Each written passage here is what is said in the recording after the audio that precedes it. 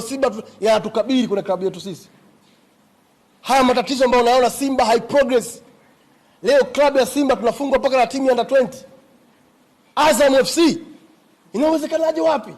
Na wakati sisi ndio kwa klabu ya mfano, tuzalishe wachezaji wetu wenyewe, tuwatumie kwenye timu kubwa. Maendeleo yote yamesimama ya Simba. Kila kitu kizungumzia ni transformation ifike mwisho. Tulikuwa tunalalamika, na mimi mwenyewe ni mmoja wapo. Kwa nini klabu ya Simba haisajili wanachama? Mnajua shida ni nini? Mwekezaji alizuia wanachama wasijiliwe.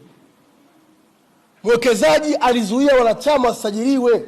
Na sababu za kuzuilia akasema, wakiwa wengi gawio itakuwa kubwa, kwa sababu tunakwenda kwenye mfumo wa uwekezaji, mfumo wa hisa, 51 49. Wakatengeneza mikakati ya kuandaa ukomo wa wanachama wao watu 50,000. Sisi wanachama na mashabiki tukapiga kelele, hapana, haiwezekani klabu ya Simba wakawa mashabiki 50,000 wanachama. Klabu na watu wengi. Ina maana mimi Dr. Mo mtoto wangu akizaliwa wakakesha miaka ijayo nataka kuwa shabiki wa Simba, akitaka kuwa mwanachama wa Simba, asipate hiyo platform.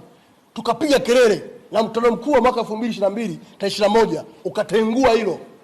Wanachama wakawa hawana ukomo, lakini ni upande wa mwekezaji ndio ambao ulipropose, ulipendekeza wanachama wana ukomo wa watu 50,000.